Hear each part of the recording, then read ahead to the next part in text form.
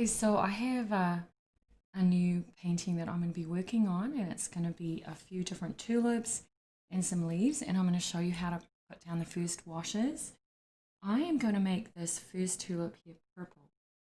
There are actually purple tulips, believe it or not. They come in all different colors, and one of my favorite ways to make purple is to take pink and then mix it with blue. So I'm going to take some cobalt blue, mixing pink and blue together, and get this beautiful purple color right there. It's kind of like a lavender. And now I'm just going to start painting some strokes of this down. If you want, you can put down a very light drawing with pencil before you actually start painting, or you can paint directly on the paper, whatever is easiest for you. But I'm just going to paint in this first petal right here. I'm also going to mix a little bit more water with the paint that I have, and then I'm going to come up here and kind of move my brush a little bit up and down and then around to the bottom there of the tulip shape. Okay, so there is another tulip petal, and then I'm going to come over here and paint another shape. And over here I'm sort of wiggling the tip of my brush just a wee bit because I want to get the curve of some of those petals in. Then we take some more, and here we have another little shape, another little triangular shape right there. So there's the first layer that we're going to be working with. Now while that layer is still wet, I'm going to take some darker purple, okay, and just paint a little bit on one side. This is called wet into wet, when you already have a dark layer of paint, but then you put a darker color, because then it mixes with the layer that is underneath.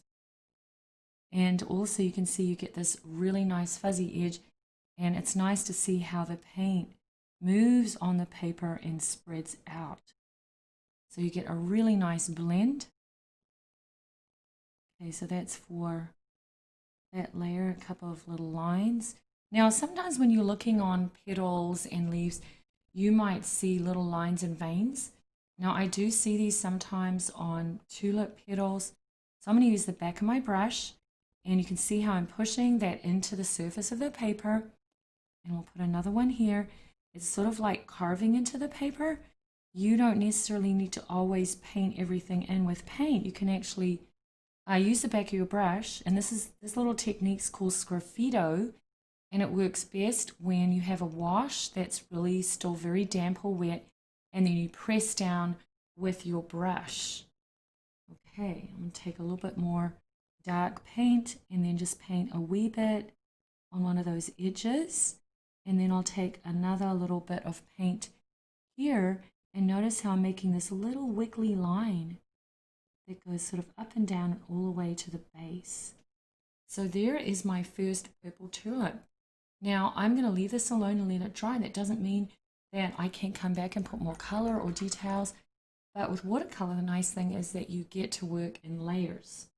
And then I'm going to take this other color that I have on my palette. I want to show it to you because it's one of my favorite greens. It's very bright. It's called leaf green. It's mostly a lot of yellow with just a little bit of green. So that's a good base color for me to use for that stem. And I'm just going to pull the tip of my brush down just like that. And I'm going to come back and take some more of this leaf green. And then what I'm going to do is make a nice sweeping stroke that comes up and around just like that. And then I will actually take a little bit more paint and then kind of push that paint downwards. So this is the tip here of this leaf. So there's one of my tulip leaves. And you can see a lot of times with leaves, they will be wider at the bottom and then they get a little bit thinner as they go right towards the top. So just keep them in mind when you're painting varieties of leaves. And then I'm going to shape it, and I use the tip of my brush almost like I'm drawing with it. Rinse my brush out, take a little bit more of some green. This time I'm going to use sap green. And then I'm going to just stipple the color along this edge, and then a little bit more on this edge, and then make some little strokes. Okay, and I'm going to allow the paint to blend on the page with the other green. Or maybe I'll close up this little gap and put a darker edge right there. So that would be one of my leaves. Okay. And then I'm also going to start working on some of the other tulips. And I think I'd like to do a pink one because I really love the color pink. Just keep in mind that when you're painting flowers, you can paint them whatever color you want. You can even change out the color. For instance, if you said, hey, you know, I want to do a yellow tulip instead of a pink one, then by all means you could do that. So I'm just going to paint this shape in here. And then I'm just going to make some little round strokes. That's another way of getting a layer down of paint. And then also pulling some of this paint down using just the tip of my brush because I want to build out some of those petals. This bright pink color. And then I'm just going to pull the paint down right in here.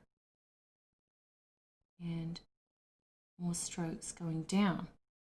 So there we have the beginnings of this first layer. I'm taking a darker pink now, and you can add a little bit of red or purple to your pink if you want to darken it up a little bit.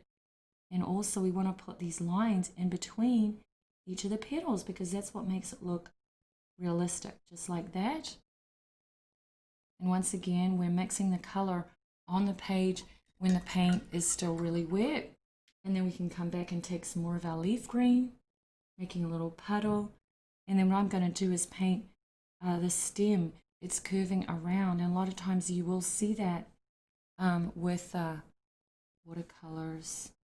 You'll want to do some of these really nice strokes to create stems because stems are often really curvy like this.